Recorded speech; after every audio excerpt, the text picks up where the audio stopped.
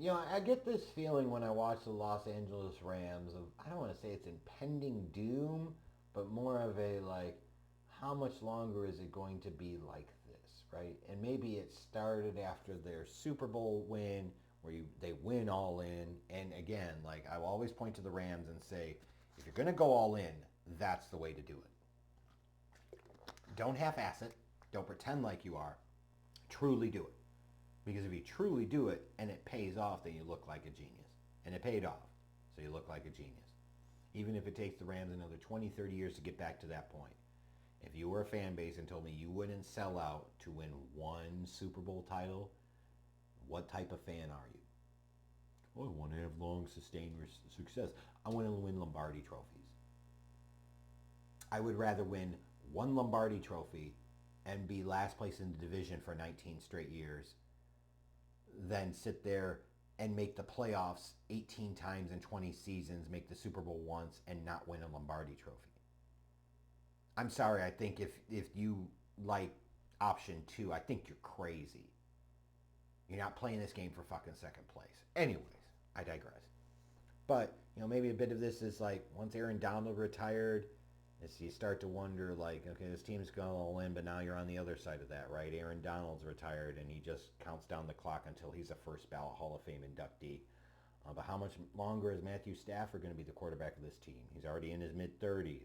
Sean McVay, still don't even think he's 40, but he's been the coach for like a damn decade there almost. Like, how much longer is he going to be around? Is he going to want to go do television for a while and take a break from this? Like, all fair questions, right? Cooper Kupp, he's getting up there too. Like, felt like 2024 could represent a bit of like a swan song in some respects. And it certainly didn't get off to a great start, right? They were 1-4, and I think a part of that was like just really being injury depleted in some key spots, especially like you're facing off against teams and you don't have Puka Nakua, you don't have Cooper Kupp, you don't have other guys like Steve Avila on your offensive line, etc. Like a rough spot to be in, right?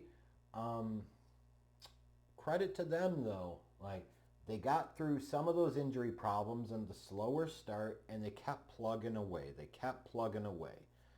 And what really saved their season was that when they got to December, they went 5-0.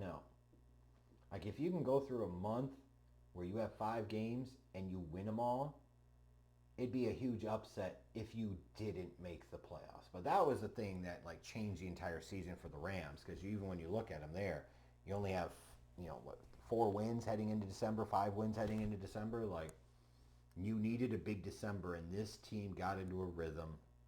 They got hot, and they made things happen. And then for this team, you look at them, like, they got into the playoffs. They made some noise, right? They beat the shit out of the Vikings on that Monday night wildcard game. 27-9. It wasn't even really that close. Like, they spanked them. They kicked their ass. And then they go to in the divisional round to Philadelphia in that snow maelstrom, whatever the hell you want to call it. And they took the Eagles to the limit. They damn near won that game. That's crazy to think about. And what happens if they face the Commanders, let's say in the NFC Championship game? The Rams might have made it back to the Super Bowl. That's how thin the margins can get when it comes to the NFL. This is a team that was 1-4, the Rams, at one point in time in the season.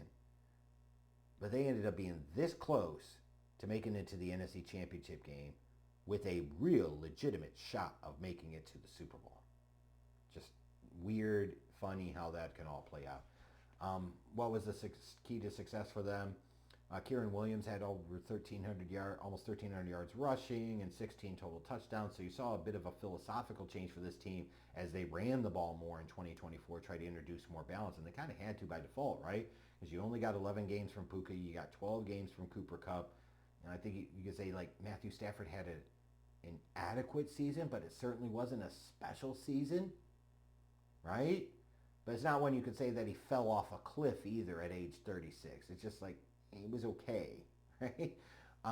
Meanwhile, you look at that defense and you say, for a team that doesn't have Aaron Donald, like what was this defense going to look like? Well, it sure as fuck helps when you draft a Jared Verse and he has a monster defensive rookie of the year type of season. Like he was incredible, and even in the playoffs, like he was wreaking havoc on the Eagles. Like he was getting in their shit. And, second round pick Braden Fisk, he was pretty damn good too. He made a difference and an impact.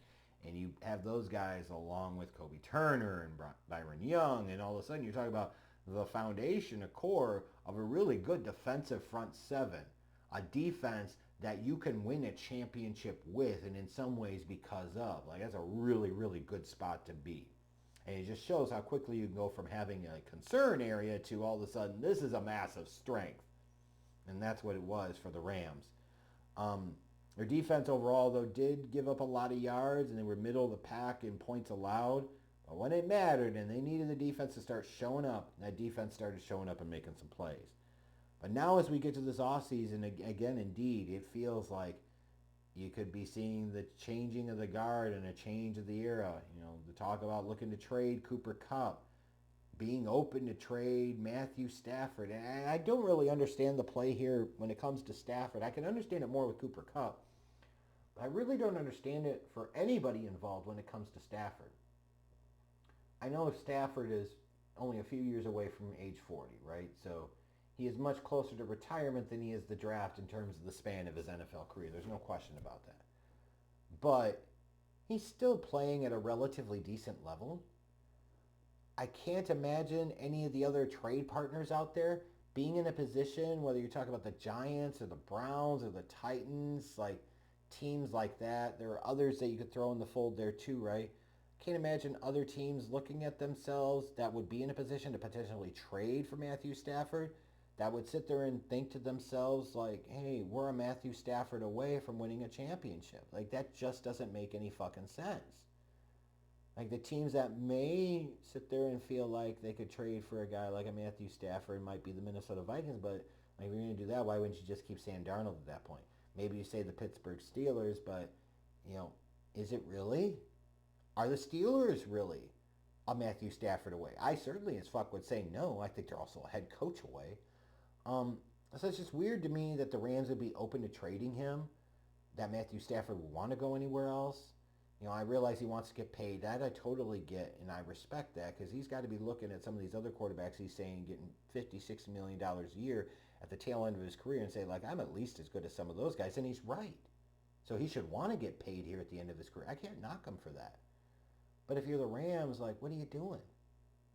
Like, why would you trade this guy at this point? Are you gonna go all in with Stetson Bennett? Is that where the fuck we're at? Like you trade Matthew Stafford and then what? You're going to draft a quarterback in this class and assume that he's going to be as good or better than Stafford long term? That feels like a pretty big risk. So I don't know. Like it feels like this could represent a real change in the guard. We'll see how much this is smoke and there's how much real fire there. They've got about $40 million in cap space though, so they've got some flexibility if they want to. I don't think they really have any notable free agents like Alaric Jackson, Joseph Noteboom, Tutu Atwell.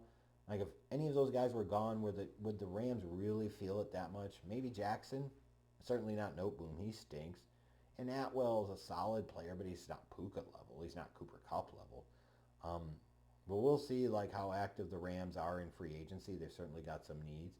And when I talk about their needs, I think the number one need is quarterback. It obviously becomes the default number one need if they trade Matthew Stafford, but even if they don't, like long term, you need to have that young guy option, and they don't have that on the roster, right? So, and if you think that you're a year or two away, even if you don't move off of Matthew Stafford now, if you think you're going to in the next year or two, might be wise to try and find that young guy that you could get in the wings and start preparing him to take over someday.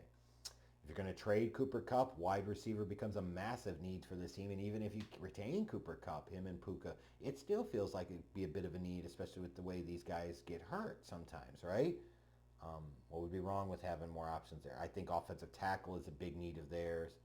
Like you gotta be solid in the trenches, right? And then on the defense, as much as I talked about their front seven with the Verses and the Fisks and the Youngs and the Turners, like, and you look at the secondary, I think they're a little soft at corner. In that front seven, if there's a vulnerability there, I think it's that inside linebacker. They could use some work there. I really wonder, like, in a few months, how different this Rams team may or may not look. And if they do look a lot different, like what that can mean for them for 2025, it'll be very interesting to see how that plays out.